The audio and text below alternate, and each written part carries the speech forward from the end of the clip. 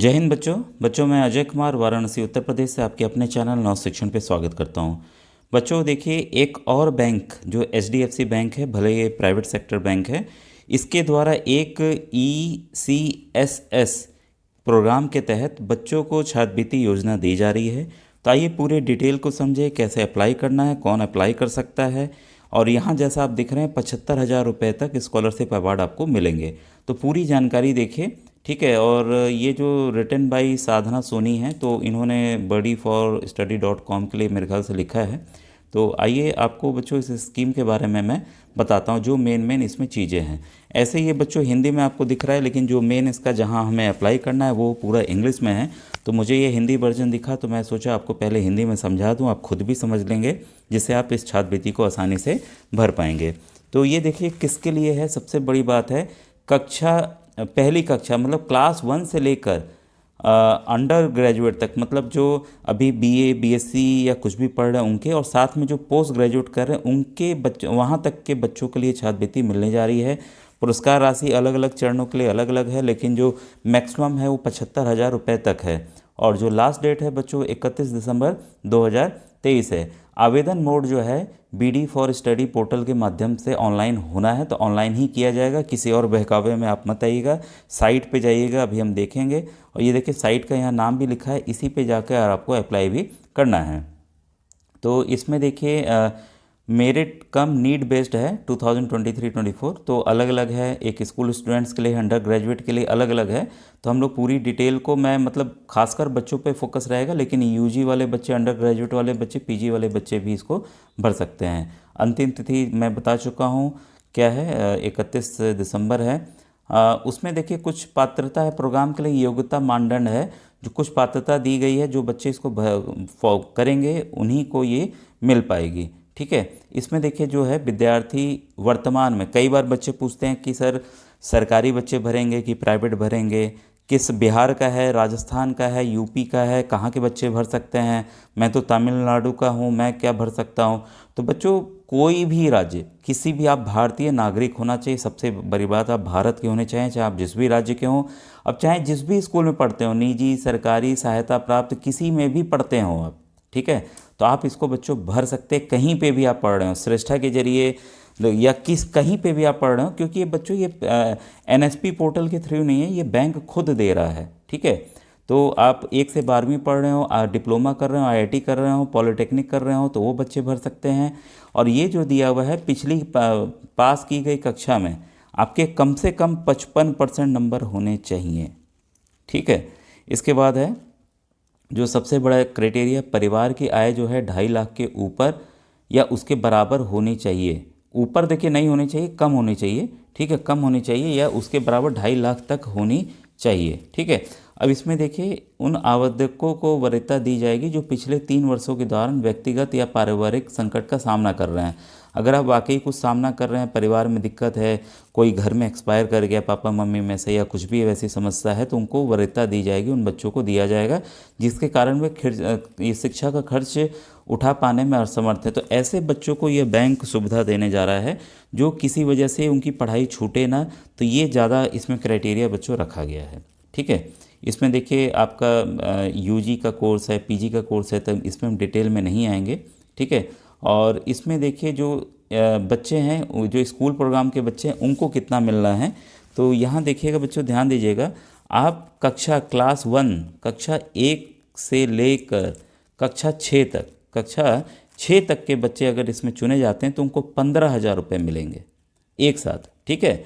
और जो कक्षा 7 से 12वीं तक पढ़ रहे हैं, डिप्लोमा कर रहे हैं, ITI कर रहे हैं, पॉलिटेक्निक कर रहे हैं, उनको 18,000 रुपये मिलने हैं, उनको 18,000 रुपये मिलने हैं। तो ये एकदम क्लियर हो गया। और बाकी यूजी पीजी वाले बच्चे यहाँ देख सकते हैं कि उनको कितने पैसे मिलने वाले हैं।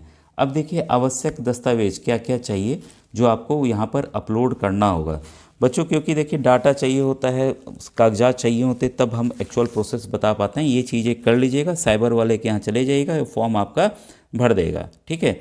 तो कुछ दस्तावेज अपलोड करने होते हैं। ये दस्तावेज आमतौर पर आपकी शैक्षणिक योग्यता, ये चीज़ें देखिए हम डायरेक्ट आते हैं क्या क्या चाहिए। पासपोर्ट आकार की तस्वीर, वो भी कौन सी होनी चाहिए, ये नहीं कि 2 साल पुरानी, अभी की होनी चाहिए। ठीक है। वो जो भर रहा है वो आपकी फ़ोटो कैमरे से मोबाइल से खींच करके, ये नहीं कि स्टूडियो में आप अलग से जाइए, मोबाइल से खींच करके वो खुद ही वहाँ डाल देगा। तो उसके लिए आपको परेशान नहीं होना है। पिछले वर्ष की मार्कशीट चाहिए 22-23 वाली। ठीक है। पहचान पत्र में देखिए Aadhaar card, voter ID, driving licence कुछ भी हो ये चलेगा बच्चों। वर्तमान वर्ष का प्रवेश प्रमाण, मतलब आप जिस स्कूल में पढ़ रहे हैं, जिस क्लास में पढ़ रहे हैं उसका प्रमाण होना चाहिए। आपने रसीद ली हो, पैसा आपने दिया हो, प्रवेश पत्र हो, संस्थान का आईडी कार्ड हो या वास्तविक प्रमाण पत्र कोई भी मिला हो, वो आप उसको अपलोड कर सकते हैं। आवेदक की बैंक पासबुक या कैंसिल चेक, बैंक पासबुक है तो उसको अपलोड करिए। ये मत सोचिएगा एचडीएफसी बैंक का ही हो, किसी भी बैंक का हो सकता है, या कैंसिल चेक भी आप उसमें दिखा सकते हैं क्योंकि पैसे उसी खाते में आएंगे। आय प्रमाण किसी का भी बैंक हो सकता है, आपका भी, आपके पापा मम्मी किसी का भी हो सकता है। ठीक है। आय प्रमाण, ठीक है। आय प्रमाण में ध्यान दीजिएगा, ये बहुत इंपॉर्टेंट है। आय प्रमाण पत्र किसका किसका चल सकता है। कई बार बच्चे होते हैं भाई तहसील जा ही नहीं पाते, एकदम ग्रामीण क्षेत्र के बच्चे हैं या जिसके पापा मम्मी नहीं है, तो बच्चा सोचता है कैसे बनेगा, तो काफ़ी परेशान रहता है। तो काफ़ी सहूलियतें दी गई हैं फॉर्म भरने के लिए बच्चों। ग्राम पंचायत, वार्ड काउंसलर अगर आप नगर निगम में है, सरपंच जो प्रधान है वो भी अगर अपने लेटर हेड पैड पे लिख के दे देते हैं कि भाई इस परिवार के इस बच्चे का आय इतना है या ये है, इसके भाई अभिभावक ये हैं, कुछ भी करके, तो वो भी मान्य है। एसडीएम, डीएम और तहसील द्वारा प्रमाण पत्र, अब अगर आप शपथ पत्र भी दे देते हैं तब भी मान्य है कि मैं शपथ खाता हूँ कि ये सही है। ठीक है।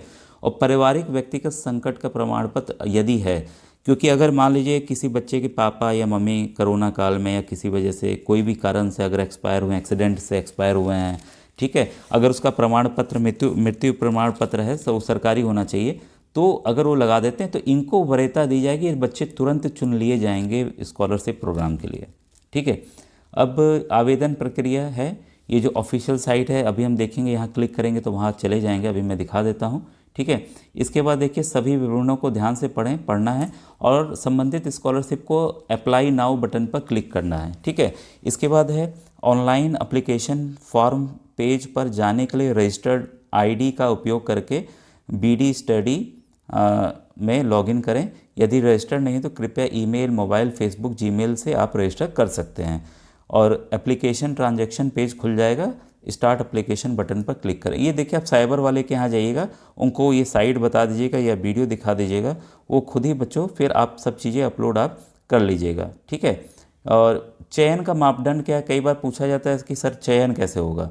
तो चयन बच्चों देखिए, चयन जो है केवल देखिए जो पात्रता मापदंडों को पूरा करना स्कॉलरशिप के लिए चयन की गारंटी। आपने सब भर दिया, आप सोचेंगे मेरा चयन हो जाए, ऐसा कुछ भी नहीं है। ठीक है। आप भरिए, सबसे पहला काम है आप अपना कर्म कीजिए। ठीक है। फॉर्म भर दीजिए। विद्यार्थियों को चयन प्रक्रिया के लिए विभिन्न चरणों में योग्यता प्राप्त करने की आवश्यकता होती है। तो क्या क्या है, शैक्षणिक योग्यता, वित्तीय आवश्यकता या व्यक्तिगत पारिवारिक संकट के आधार पर आवेदनों की शॉर्ट लिस्टिंग होगी। जो आप अपलोड करोगे उस आधार पर शॉर्टलिस्ट किया जाएगा। शॉर्टलिस्ट किए गए उम्मीदवारों के साक्षात्कार का टेलीफोन द्वारा, मतलब आधार पर अंतिम आपसे बात करेंगे फ़ोन पे, बच्चे से जानकारी लेंगे, तब वो अंतिम चयन उस आधार पर होगा। अगर आपको कोई समस्या हो बच्चों तो ये देखिए फ़ोन नंबर है। ठीक है। एक्सटेंशन फ़ोन नंबर दबाने के बाद फ़ोन नंबर पे बोलेगा एक्सटेंशन दबाई, तो 116 नंबर फिर दबाना होगा आपको। और सोमवार से शुक्रवार 10 से शाम 6 बजे तक आप ये कर सकते हैं और साथ में ईमेल भी आप भेज सकते हैं। तो ये बच्चों फ़ोन के जरिए भी आपकी जो जितनी परेशानी हो वो पूरी हो जाने वाली है। ठीक है। तो अंग्रेजी के लिए यहाँ क्लिक करेंगे तो आ जाएगा। तो आइए हम लोग पेज पे चलते हैं, स्कॉलरशिप पेज पे। ठीक है।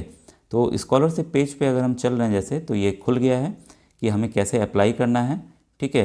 तो हम लोग अप्लाई नाउ के लिए आ रहे हैं, लेकिन अभी यहाँ देखिएगा ध्यान से कि क्या क्या चीज़ के लिए है। तो जैसे आप बढ़ेंगे बच्चों तो यहाँ पर देखिए पीजी वालों के लिए, पोस्ट ग्रेजुएट के लिए, तो इसको आप छोड़ देंगे।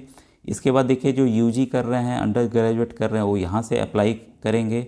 ठीक है। अप्लाई नाउ का बटन दिया गया है। इसके बाद ये देखिए ये है स्कूल स्टूडेंट्स के लिए, जो 1 से 12 तक पढ़ रहे हैं, डिप्लोमा ITI कर रहे हैं, उनके लिए है। ठीक है। व्यू डिटेल, वही डिटेल आपको यहाँ दिखेगी। अप्लाई नाउ आप यहाँ पर करेंगे। तो अप्लाई नाउ जैसे इसको छुएंगे आप हरे वाले को, ठीक है, तो एक पेज देखिए खुल के आ गया। लास्ट डेट आ गई 31/12/2023। इंस्ट्रक्शंस दिए हुए हैं, वही जो मैंने बताया है वही इंस्ट्रक्शंस हैं। ठीक है। और स्टार्ट एप्लीकेशन मैंने ऑलरेडी लॉगिन किया हुआ है ईमेल आईडी से। स्टार्ट एप्लीकेशन करते हैं तो फिर एक नया पेज खुल जाएगा।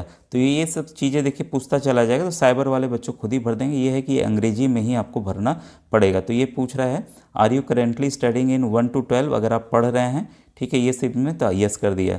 ठीक है, क्या आपके परिवार की इनकम 2.5 लाख तक है, ठीक है, तो आपने यस कर दिया। ठीक है, फिर है have you pass the previous, आपने पिछली कक्षा 55% अंकों के साथ पास की है, तो आपने यस कर दिया। ठीक है, इसके बाद चेक योर एलिजिबिलिटी, जो नीचे दिया हुआ है कि आप एलिजिबल हैं कि नहीं है, इसके लिए चेक कीजिए।